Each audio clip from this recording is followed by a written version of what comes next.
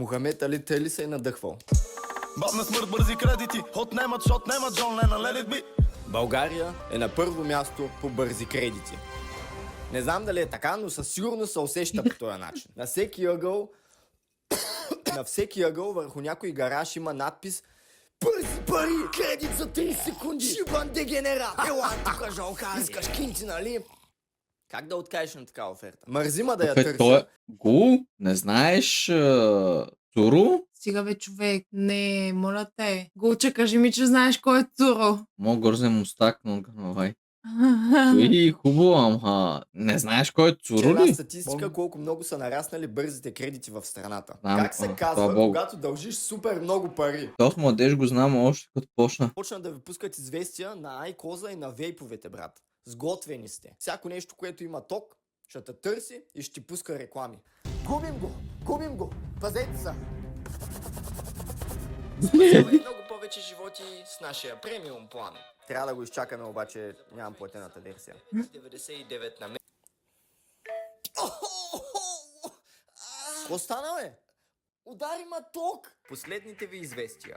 Имате още 3 дръпки, мирише ви дъха, имате 19 лева в банковата сметка. И не е ли това бъдещето, за което всички мечтаем?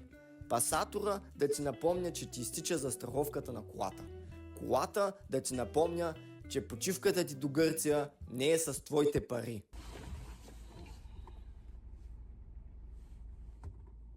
Какво стана, бе? Щупи се радиото ли? Радиото е за хора без дългове. Длъжниците могат да си пеят ето това. Дългове гоняте през... Брат, толкова лесно са го направили. Виж под капачката и вземи своя бърз кредит. Усеща се както раздаваха едно време пари в чипсовете. Кинти! Никакви регулации, никой нищо не следи. Значи, ще ми дадете пари, без да искате лична карта. Абсолютно. Не искате да ми знаете адреса, имената, Да. няма значение. И аз си взимам тези 1200 лева спокойно. Да, разбира се.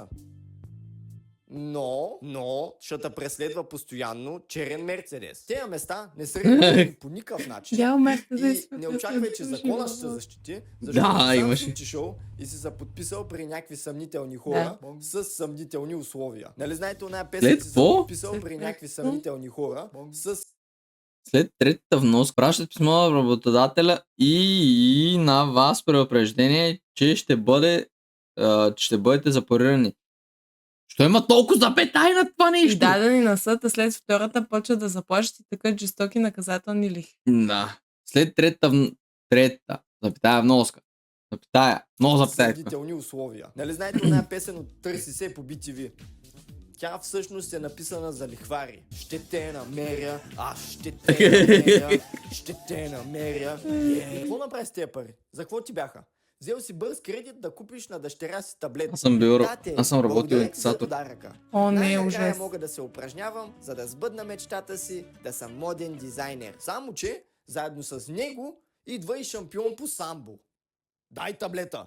Мой ред е да си играя. И сега Петър Котвата е насякъде с дъщеря ти. Дай 5 лея. Пс, дай 2 лея. Дай 10 лея.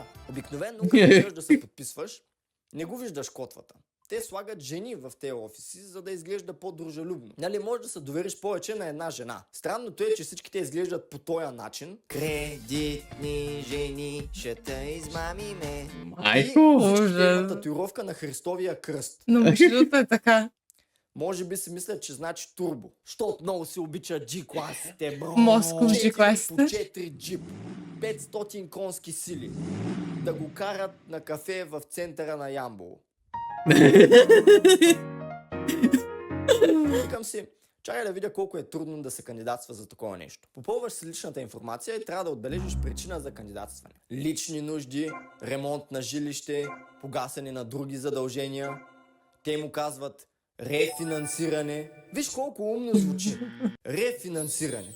Новата ми любима дума. Измисляме си думи просто. На тумор вече му казваме бабунка. На ампутация резенче. Толкова неща от Америка. Трябва да Реже, е реже. и кредитната система. Има хора, които позират с Westside символа.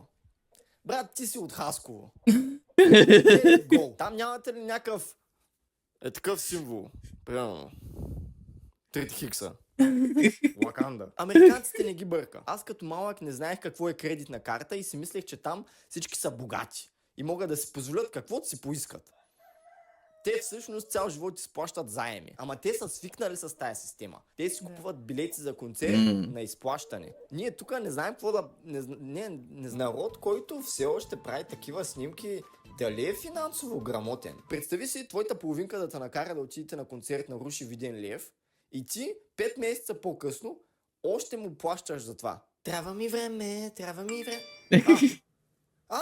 Още 20 лева си изпратил, а? Нали не ти хареса концерта, шматка? Трябва ми време. Спуснах се в тая дупка и почнах да забелязвам разни неща. Има кредит специално за пенсионери. Какво представлява това? Значи, вие сте на 96 години и искате 1000 лева. Точно така. За лекарства ли? За какво са ви парите? За жени. Да.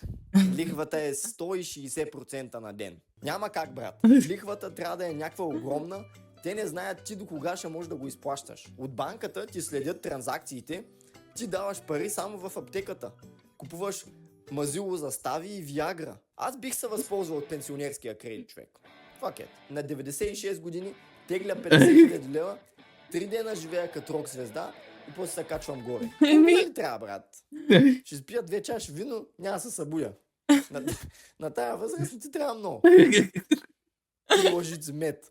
Той, че Москов, внимавай на Созопол, че... Да се. Ама не сме на 29.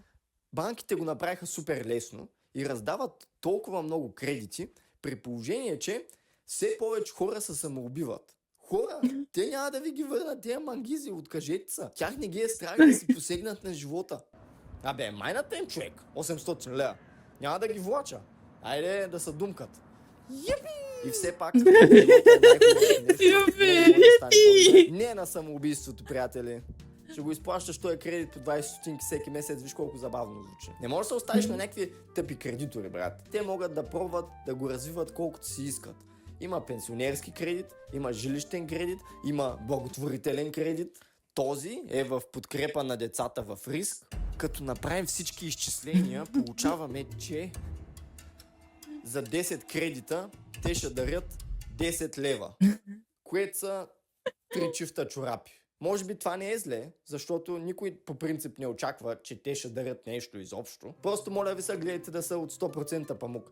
Те деца цял живот са страдали, не можеш да им дадеш чорапи от тему 1000% полиестер. Това ще им разбие сърцето. Даже намерих фейсбук групи, които са специално за бързи кредити. Разходих се вътре и ако преди съм си казвал Изнудване. много хора се подводват. Цялото нещо изглежда супер съмнително.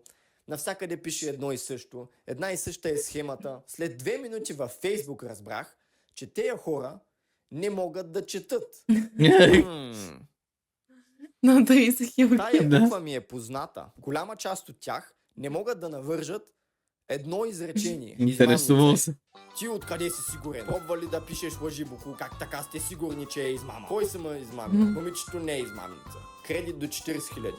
Дамите номер. Мислите ли, че тези личности могат да се усетят кога един профил в интернет е фалшив и създаден само за измама? Всички, които не оставят телефон за връзка, са измамници, предимно от Африка. Африка. Си го разгадал, Данчо, но хората, на които говориш, ще го разберат само ако Рачков им го каже в епизод на 2 капки вода. Те не намират нищо съмнително във всички реклами на бързи кредити, колкото и да са лоши.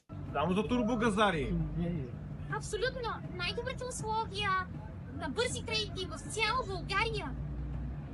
Не чакай, а веднага вземи и своят първи кеш. Виж ги тези хора.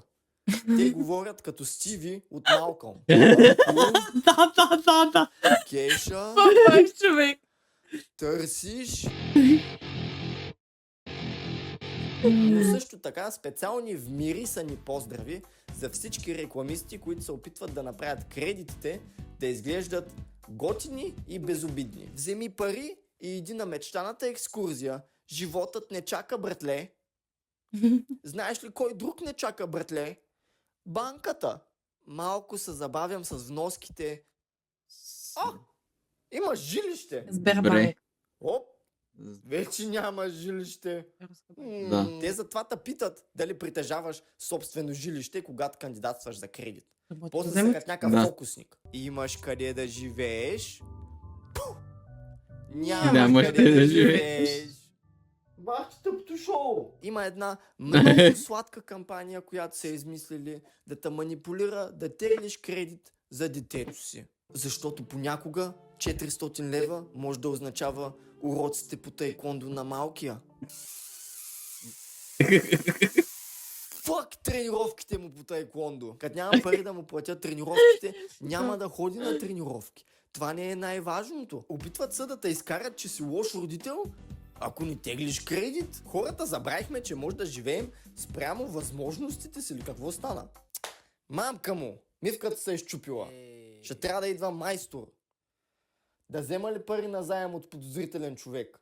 Или да сложим една кофа отдолу, докато спестим пари. Също много интересен феномен е как от няколко години се опитват да направят абсолютно всички празници да са свързани с пари. Посрещни празниците с увереност и предварително определена за теб сума. Весела Коледа е на вас. Сбъдваш новогодишните си мечти с предварително определена за теб сума. Това е последния SMS, който искам да получа 10 минути преди Нова година. По-добре да получа SMS, че това е последната Нова година на тая земя. Няма да ми развали настроението както това. На Йорданов ден хвърлят кръста и попа им дава MacBook. Ей, Сири. Когато народа търси пари от бързи кредити и реалити предавания, нещо трябва да се промени. Брат, аз се чудя дали да не се запиша на някой реалити тая есен. Ей тъй, за някакви лесни пари. Той има толкова много предавания. Буквално. Все на някой кастинг ще ме харесат. Аз си мислех примерно Survivor. Човек, аз се записах на спермата. Септември ще се снима. На кое си се записал? На фермата. Да, де. Това дето по Евроком се излучва. Фермата го дават по BTV. Не знам ти на какво си се записал. Същото нещо. Спермата. Виж, те ми пратиха имейл оня ден. Това са правилата. Всички участници трябва да са над 25 години. Всички участници трябва да могат да плуват. Задължителен тест за венерически болести. Готов ли си да се бориш, да минеш през всички хлъзгави трудности и да стигнеш до голямата награда от 1700 лева. Наградата 1700 лева.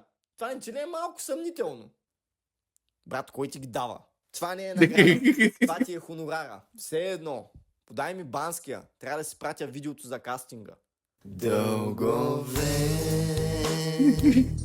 гоня те през нощните хлади. Ето, това е по-добро от... Да, Катрина Матрина там. Не, това е много велика икона, човека в ютуба.